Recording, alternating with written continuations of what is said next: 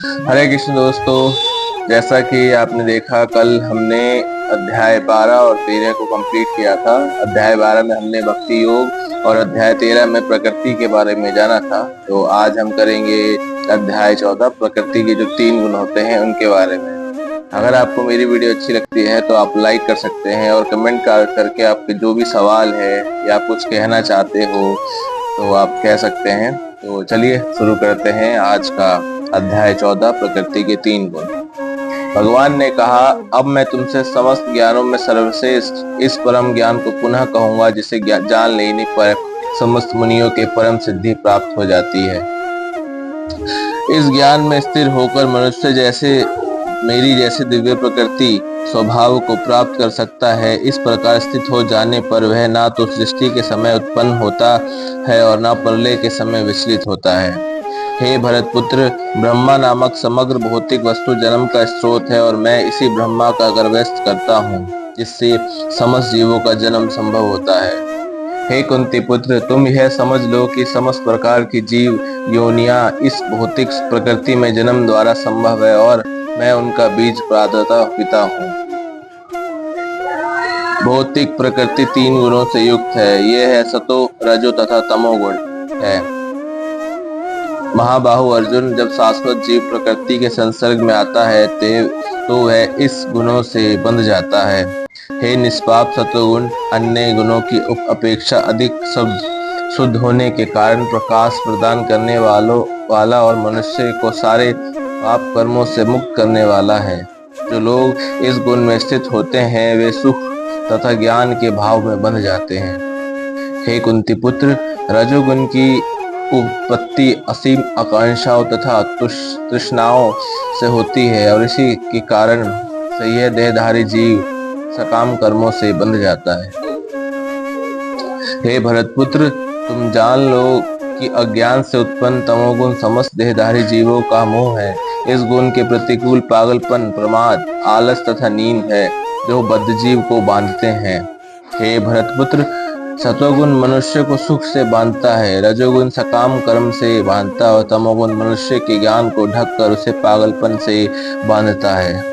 हे भरतपुत्र, कभी कभी सतोगुण रजोगुण तथा तमोगुण को परास्त करके प्रधान बन जाता है तो कभी रजोगुण सतो तथा तमोगुणों को परास्त कर देता है और कभी ऐसा होता है कि तमोगुण सतो तथा रजोगुणों को परास्त कर देता है। इस प्रकार श्रेष्ठता के लिए निरंतर स्पर्धा चलती रहती है। सत्वगुण की अभिव्यक्ति को तभी अनुभव किया जा सकता है जब शरीर के सारे द्वार ज्ञान के प्रकाश से प्रभावित हो।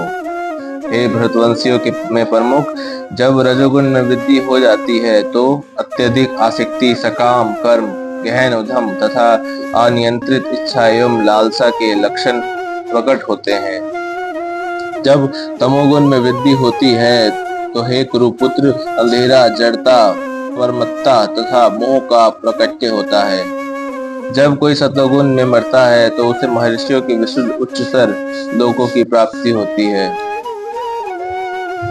जब कोई रजोगुण में मरता है तो यह सकाम कर्मियों के बीच में जन्म ग्रहण करता है और जब कोई तमोगुण में मरता है तो यह पशु योनि में जन्म धारण करता है।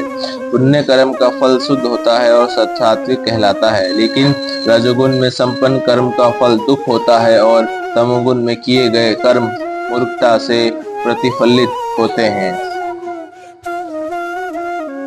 सतोगुण में वास्तविक ज्ञान उत्पन्न होता है, रजोगुण में से लोभ उत्पन्न होता है और तमोगुण से अज्ञान, प्रमाद और मोह उत्पन्न होता है। सतोगुणी व्यक्ति क्रमशः ऊपर उच्च लोकों को जाते हैं, रजोगुणी इसे पृथ्वीलोक में रह जाते हैं और अत्यंत ग्रहित तमोगुण में स्थित वे नीचे नरक लोकों में जाते हैं।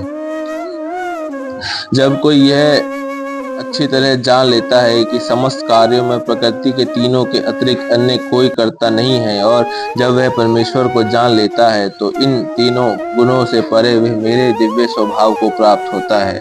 जब देहधारी जीव भौतिक शरीर से संबंध इन तीनों गुणों को लांघने में समर्थ होता है तो वह जन्म, मृत्यु, बुढ़ापा तथा उनके कष्टों से मुक्त हो सकता है और इसी जीवन में अमृत का भोग कर सकता है। अर्जुन ने पूछा, हे भगवान, जब इन तीनों गुणों से परे वह किन लक्षणों के द्वारा जाना जाता है, उसका आचरण कैसा होता है और वह प्रकृति के गुणों को किस प्रकार लांघता है। भगवान ने कहा, हे पांडुपुत्र, जो प्रकाश, आसक्ति तथा मोह के उपस्थित होने पर ना तो उनसे घृणा करता है और ना लुप्त होने पर उनकी इच्छा करता है, जो भौतिक गुणों की इन समस्त प्रतिक्रियाओं से निश्चल तथा अविचलित रहता है और यह जानकर कि केवल गुण ही क्रियाशील है, उदासीन तथा दिव्य बना रहता है, जो अपने आप में स्थित है और सुख तथा दुख को एक समान मानता है, जो मिट्टी के ढेले, पत्थर एवं स्वर्ण के टुकड़े को समान दृष्टि से देखता है, जो अनुकूल तथा प्रतिकूल के प्रति समान बना रहता है, जो धीर है और प्रशंसा तथा बुराई, मान तथा अपमान में समान भाव में से रहता है, जो शत्रु तथा मित्र के समान व्यवहार करता है और जिसने सारे भौतिक कार्यों का परित्याग कर दिया है, ऐसे व्यक्ति को प्रकृति के गुणों से अतीत कहते हैं।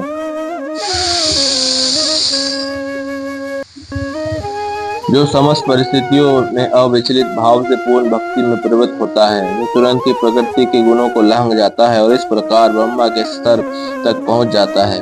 और मैं ही उस निराकार ब्रह्मा का आश्रय हूँ, जो अमर्त्य, अविनाशी तथा शाश्वत है और चरम सुख का स्वाभाविक पद है।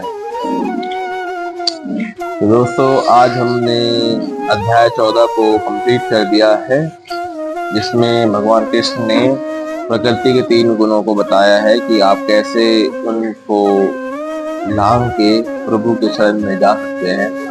तो चलिए, आप बाकी अध्याय 15 को कल करेंगे, पुरुषोत्तम योग के बारे में। तो चलिए, आपसे अब कल मुलाकात होगी इसी समय।